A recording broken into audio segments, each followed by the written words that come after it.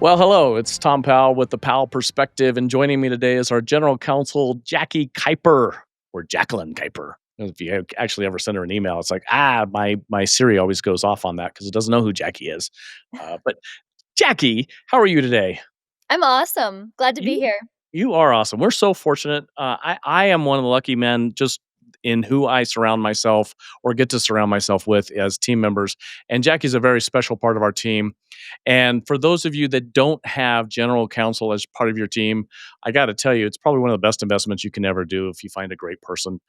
So Jackie and I work together a lot on investment deals, both deals that we invest in and more so sometimes the investments we're doing ourselves, and then specifically working with founders on their raising of the capital. So we've got all sides of the spectrum. I've done a little more than $3 billion in investments over my career. Jackie's been along for the ride for a big chunk of that last segment, which also had some ups and downs, which is interesting. And today at the founders office, we are talking not all capital is created equal, and both sides of the table need a framework. So I'm going to just let you kind of start in there. But we've had some recent deals where we're looking at the cap table and how that's come together and how that has impacted either life for the investor or life for the founder, and in many cases, life for both. So, with that, tell me a little bit about your background, why you're so special, and how capital stacks play into this. I like when other people talk about why I'm so special more than me talking about Ah, why I'm so special, but my first career was as a bankruptcy attorney. I came out of law school at a really interesting time, 2008, and I was fortunate enough to land a job, and it was by chance with a bespoke debtor and creditor rights and remedies firm. We were doing a lot of bankruptcies at that time. I became a Chapter 7 trustee, learned a lot about asset identification, asset management, liquidation of estates. And I learned kind of in a backhand way about capital and what goes wrong surrounding different capital situations, primarily those that are unexpected. I think with capital, there's a good chunk of things you can plan for, and then a hefty amount that you can't plan for. But as you mentioned, having frameworks around what you're doing can really help you prepare and protect yourself. so let's also mention you are a unique JD with the law degree. You also have an MBA I do. from Pepperdine. I do. All right, which is also it's an awful lot of fun because we talk to so many attorneys that even put documents together or believe they're going to litigate the documents that have something went wrong, and they have no clue of how the business actually works and understand that. But you've got an in depth knowledge about that, both practical and educational. I have a strong educational background, but you mentioned in one of your prior episodes, OPE, other people's experiences, learning from that. I will say the bulk of my learning has been through either my own experiences or being on the periphery of other people's experiences. Including my experiences, which Yeah. are always fast moving and multifaceted at different times where we can look at it. So, tell me about this. Not all capitals created equal. We see out on LinkedIn has become one of my bone of contentions at the founder's office. Is there's a lot of people that are putting stories out there about how to raise capital, how important it is to get the pitch deck right, how the capital is going to look like this, or this is what VCs specifically do, or this is, tell me what, first of all, what is capital? Capital can be a lot of different things. It can be equity, it can be debt, it can be a shared appreciation loan. There's so many different ways to structure capital. And I think we're having two conversations here, really, right? There's capital from a founder's perspective. Do you need capital? Are you preparing to receive capital, whether it's from investors or maybe you're preparing for an exit? And then there's capital on the investment side. Are you diligencing a deal and considering placing your own capital? And if so, what matters to you? And there are so many different factors to consider, again, from both perspectives. Well, so we've created a model that comes out of the experience that I've had over the years, and as well as one of my mentors, a guy named Bill Fisher. And one of the primary things that we start looking at is what problem is being solved. right? We call it the bad guy. And then from there, we move to, if you solve this problem, is it a big market? Is it a big enough market to make sense? And is it a big enough market that'll keep you interested? And then the third part of that is the intellectual property or the moats. So that's really the problem side, or the persuasiveness of the problem side of that. How do we put that, or how do we discuss that when we're looking at our own due diligence for deals, or when we're helping a founder raise the capital? They don't tend to articulate that really well. I think there's a lot of buzz out in the industry, I'll call it, on what matters, and I don't know that that buzz always hits the mark.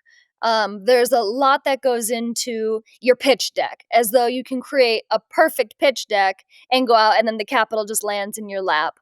And the pitch deck is part of a formula, but I think from the founder perspective, you really have to have the story down, like you're talking about the problem, and then why are you the solution to it, right? And it kind of tracks this hero's journey.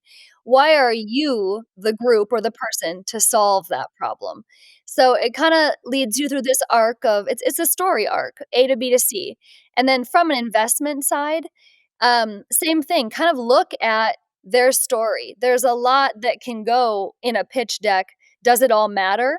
What's the level of trustworthiness? And Candace and I have had huge conversations surrounding what to look for in an entrepreneur when you are investing in them.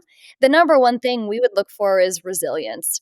Someone that is transparent about failure. They've failed before and they're here giving it another swing. Yeah, Candace actually, I mean, she has that as one of her benchmarks when we're sitting around the kind of credit committee, the investment committee, and if they have not been bloody, she doesn't wanna do the deal. She's Mhm.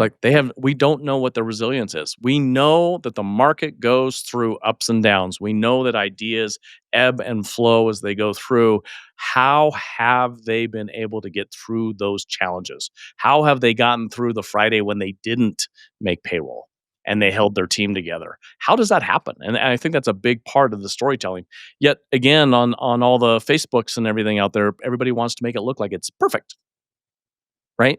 I love the one entrepreneur who talks about she's taking all the customer service calls from the bathtub, right? She's every single position. That's a founder, right? And any billion-dollar founder will tell you that's the same way. It just is. I think there's also a word of caution to be on the lookout to founders who are too attached to their story.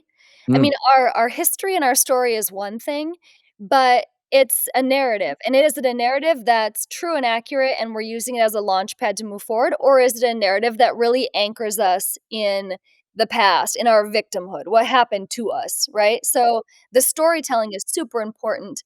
But within that, how much attachment is there to someone's story? yeah. Well, and that's interesting because it's are they stuck in the problem, or Yeah. did they find the solution for the problem? And is it so myopic that that problem's not what everybody else is sharing? Well, so you work with founders, you work I with do. me, but you work with other founders as well. Yep. And one of the things that we measure is, can that founder work with a team? Can they actually attract and then retain that team of the right individuals to help them solve the problem? Because no founder can solve the problem that is scalable. It takes a team. Right. So that team is the next big part of that. How do you do some due diligence on the team? What are we things we're looking for? First of all, I think before you turn to the team, you have to look at that founder and say, "Is that founder coachable? Is Mm, that founder, the smartest person in the room with nothing but ego? Or is that founder, again, transparent and say, are they open to saying, I've screwed up. I wanna hear other people's ideas." Because the most open founder that's willing to say, "I've messed up. Here I am again. Let's go." When they're open to hearing out team members, they can attract good people. If that founder, it doesn't matter who you attract, what team you build around you, if you're not willing to be supported by and told no, or if you're not willing to listen to your team, it doesn't matter what type of team you can put around you. So it really does come back to the entrepreneur and the founder. Are they coachable? Do they care what other people think?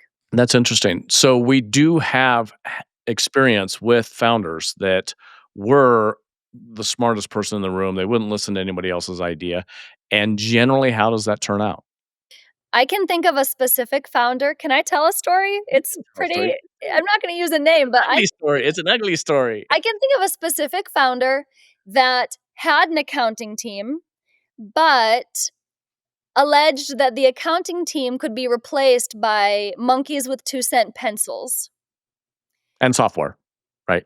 That that does not inspire passion, morale, strong confidence in leadership. It doesn't inspire much at all. No, it doesn't, and it also is one of those things. I was on a conversation earlier today, and I said, one of the things we found is that when founders get to about that $10 million level, they've started to bring in the accounting team that's more solid, and they may even be looking at hiring that CFO. And part of that challenge is, do they hire the CFO that has ran a $200 million company, or do they actually hire a CFO who maybe is a junior CFO but has been in a startup? So a junior CFO from, Google is not the same as a junior CFO that is in a startup that maybe just passed the $10 million mark, because they've got one has a very established 20-year company. Yes, it's great, but it's not that entrepreneurial anymore. Now, if they were there in the founding of Google when it passed the $10 million mark, that's a big deal, right? This what I love about chatting with you is that we start, like, on the base of a tree, and we go up and just take all these branches off. 15 different, I know. Yeah, and we could do an entire episode just on this, but what you're getting to is the team you build, do they talk to each other? We've Yeah. got I mean, we've got this founder's isolation paradox. A founder, say they do build this team. They build a great team. They inspire their team believes in them, they're open to hearing their team. Okay, teams all around them, but the founder can still feel very alone. They've surrounded themselves with professionals, but they discover that unintentionally, just because these, careers and different roles get so siloed, accounting is not talking to legal and legal's not talking to marketing. And all of a sudden you've got a founder that feel they're surrounded by people, but they feel like they're carrying all of the burdens alone. So it is super important. It's critical, even mission critical, to resolve that paradox for the founder. So in our, I guess, journey of finding that founder's isolation paradox, and when we named it, and it's actually our name that we've now taken, right, as a trademark on that in education. The thing that has been interesting for me is everybody around the founder recognizes the founder is in the founder's isolation paradox. Mm, Generally, the founder does not recognize that until it's gotten so painful that they're on the border of the family's falling apart on one side, their capital's falling apart on another side. The bankers are calling in on a personal guarantee, even though they're highly profitable. Their attorney has just informed them that, no, I'm not really your attorney, I'm your company's attorney, which the attorney's been telling them that whole time, right? The spouse is saying, I was a founder too. Remember me over here? All those various things are coming in there. And it usually comes out when they're starting to set up their trusts. And they're like, oh my gosh, I don't know what's going to happen if I'm not here anymore. And everybody else is like, it might sometimes be easier. Right? That's kind of true in that space, right? And our job is to help at the founder's office get them through that. Because the Ben Hardys of the world are talking about scaling, but until you have something you can actually scale from, you can't scale. right.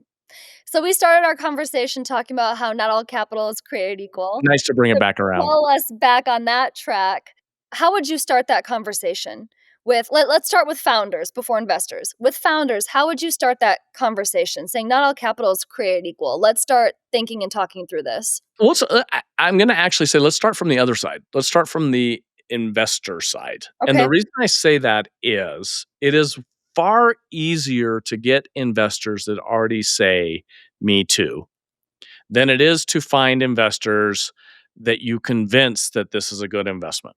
Mm, And that's why I start at the story, and why we don't start at the solution, we start at the problem. So it is the Odyssey, right? One of the oldest stories, if not the oldest story that we've been telling, at least in the Western civilization, which is you've got someone who's out there in kind of a total mess up. And until there's a problem to solve, he can't be the hero. So the hero is about solving a problem and going on that journey, right? And so that's where this comes in. So if I, as an investor, have identified that I want to have a calendar system that works a certain way and is able to call people back and make sure that they are on time for their appointments. And it happens with or without my staff in there because it's a pain point for me. And someone brings that idea and a solution to me, I'm going to write a check because I personally experience that problem. And if I can have an ease of understanding it, then I will write that check because I'm like, man, if I can solve this and it's a big problem and these guys show that they can do it, then we have an opportunity, right? So is it fair to say you'll invest in things that are solutions for you? Solutions for problems that I've recognized, Okay. right? So how did we get into a cannabis business? Well, we got into a cannabis business not because I was interested in cannabis or partying or any of those other things. I got interested in cannabis because my kid's grandmother got breast cancer. And then with the breast cancer, cannabis was what allowed at least you know, moderate level of comfort while going through the chemo. Mm. Right? And so at that time, they're saying, okay, well, we will do a legalized cannabis as a medical solution. And I'm like, well, it absolutely should be because you shouldn't have to be going to a back corner to get illegal cannabis if this Mm. is something that actually solves it. So that was a problem that didn't impact me directly. It impacted me on something I saw, and it's like, okay, this should be something that we can solve, and it is a big market, and that's what it is. So the reason I start with that is, as a founder, if you are looking for capital, you don't just find rich people or rich offices. It doesn't matter how many high net worth people you go talk to. If they don't resonate with the story, then all you're doing is educating them about the problem. And then the next time it comes around, they may invest because they've gotten more educated and more aware of that problem. What you really should be doing is looking for the people that have already recognized that problem and are looking for the solution. And then when you can articulate it through your deck and all of your documents and everything is aligned, you will raise the capital. And Mm. that's what we do at the founder's office, right? That is what we do. And I got to give you shout out because you created this system that's so amazing. So someone can come to our website, they can load up their deck in, I don't know, it takes less than a minute maybe at the founder's dash office. If you've got your deck ready, if it is on your desktop, on your laptop, on if you have it in a folder and you're ready to drag, it takes 10 seconds. Yeah, so you can drop that in. The all of the thoughts that we've had for 30 years of me raising capital and what you have from the legal side, we've put into this deck analyzer that comes through and our team looks at it. And within 24 hours, we give you a detailed report about what's missing in your deck relative to a storytelling model. That does not mean you're going to absolutely raise the capital, but if you aren't there, then what it means is you've got inconsistencies or huge missing parts in your deck. Right. So you get this feedback back. It doesn't cost you anything to do. We're not upselling anything. So there's nothing else on that. You go drop that deck in there. And on the opposite side, we also do this for the investors because what we find is many of the investors out there are actually founders. And those founders identify with some other founder instead of identifying with the problem the founder's solving. Right. And so, what we have found over our time is these founders put a whole bunch of money in after a founder instead of after the problem that's being solved. And that always ends up messy, or in almost all cases, ends up messy. So, it really does start back with that problem and then being able to articulate it and then being able to have the background and the framework match it, which is what we were going through on the other side before you so eloquently pulled me back into this. Not all capital is the same, which is a whole nother part of this whole conversation. So if you're an investor, we do the exact same thing for investors that we do for founders, right? You drop that deck. So you're looking at a deck, you get a deck, you put it in there, and we will give you the notes of what we think about it. Now, we don't know a lot about you, so you'll still have to take a look at it and say, do I actually know the problem that's being solved? And here's how these people need the help of being able to do it. And you're fine if you share it back with the founders, right? But it really is. Now, let's go to what we started with, and we'll make it very quick. The right capital, I think of it as Jenga. So there's pieces and all these capital stacks that go within there, and if you've ever played Jenga and you are able to move the right pieces out at the right time, generally you'll win at Jenga versus somebody else who's being haphazard with it, because not all capital is the same. And what I started back in '92 was because I watched other founders lose their companies to predatory lenders and predatory capital that came in. And I said, you know what? That is not how we're going to do it. We're going to grow these founders, and if we have to grow the founder out because that's the right thing to do, then we're going to do that and give them a habitable exit. But for most parts, if we can keep them involved and we'll surround them with the right team, that's where it comes in, and that's the right kind of capital that you want to look for. There's all sorts of capital. Every time you reinvest your own profits into the company, you're making an investment in your company. Every time you go without a paycheck as a founder, you're investing in your company. So you should give that same look at that capital as you would any other investor. It's not less important. If anything, it's more important. So not all capital is equal. Yeah, great way to round that out. There are a lot of different branches we can traipse down here, but a lot of really important considerations there again from both sides, Yeah. founders and investors. Well, and as Jackie said, I can go off on all sorts of tangents, so that's why she's here to round me back in. But here at the founder's office, we've got an awesome feedback loop for you from our general counsel and our team. It's not legal advice, it's not financial advice. It's going to give you story advice relative to what it means to actually raise capital as a founder with literally billions of dollars of experience behind it and over 500 founders that we've worked with. So please feel free to load up your deck, and we will be happy to give you some feedback. Jackie, thank you so much for being on the Powell Perspective, as always, and thank you for being part of the team, most Thank you importantly. for having me. Yeah, Fun absolutely. conversation. And thank you. Please join us again here at the Powell Perspective. It's always a pleasure. Take care.